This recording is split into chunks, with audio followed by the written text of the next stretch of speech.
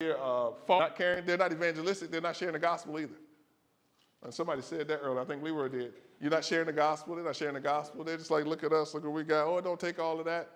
Every people say, oh, it don't take all of that. You ain't got to do all of that. Nobody knocking on doors anymore. You ain't got to do that. People try to put theology behind not witnessing. Oh, God's going to save who he saves. He's going to save the elect. You don't have to do that. It's like he told us to go and make disciples. Like, what scriptures are y'all reading? All right, so if you go down to this last one, and you get down to the end, fellowship to openers, the people that open the door, he'll fellowship with them. He'll allow them to sit on his throne to those who overcome. And then the last thing, well, we didn't have they didn't have a closing date for that, but I do think, they had a 2 there. I guess they thought it would happen in the 2000s. But I do think that this is closely to where the church is today. Yeah. Apathy, selfish, self-centered, self-focused, chasing after the 401ks, chasing after $1 million in the bank for retirement. I'm talking about Christians chasing after this stuff instead of focusing on Jesus, loving Jesus, sharing the gospel, and doing the things God has called us to do. We're more concerned with leaving not a spiritual legacy. I like what Jesus says. Nothing wrong with those things, right? But the thing is, you've got to be spiritually rich first. Be spiritually wealthy first. Then you'll know what to do with your wealth. Right? You'll know what to do. Ms. Chappelle, go ahead. Comment on that. You do have Christians that are not chasing after $1 million, but they do have $1 million, and they still have Christ. There are. True. That's true. Yep. That's very true. You do have wealthy people who are not chasing it. Say it again. George got $1 million.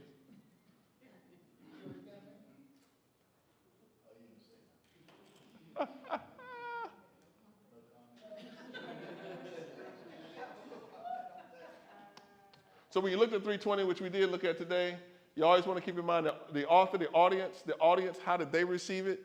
How did they receive what Jesus said? How did Laodicea receive it? What was his aim? How can you apply it? We talk about exegesis and the context, and the understanding today's passage, the context, the geography, all of that matters in coming up with the right understanding of what those people understood. You got to understand the people he was talking to, they understood. The things Jesus said, they already understood it. We were not there with them.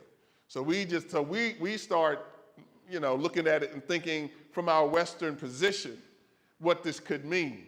But you got to enter into that text and sit with those people and say, okay, this is what's going on here. This is more than likely what Jesus is talking about. Okay? And so you want to do that, and you want to think through that when you're studying the Bible. That's how it transforms you. Because if you come up with the wrong interpretation of the text of Scripture and people don't understand this, then you really don't have the whole truth. You only have part of it. And then if you don't have the whole truth, you're going to live a lie. That's why Bible study is so important. To really get into the Word, to really see what Jesus is saying, and then to really say, okay, this lines up with Scripture. But whatever you come up with, you got to line it up with Scripture too. You got to have some scriptures to support whatever you believe. Does that make sense? Any questions before we close this session? We'll come back next week and we'll do an overview of all 7 of the churches again. Yeah, next week we'll do an overview. You can start in chapter 4. And I can tell you now, we're going to go through June. So the last Friday in June will be the last study. And then you can just study the whole book of Revelation when we come back in September. And we'll pick back up. We'll try to get through chapter 4. So chapter 4 is the chapter you should be studying and looking at next. June, yeah, the last Friday in June. Yeah, so then we'll take a break. July and August, we'll be off. We'll come back in September. Yeah. All right, okay. I'm going to ask Deacon Toussaint to come and lead us in our prayer time. Thank y'all. Love y'all so much. Thank you, Pastor. Love to get in that word.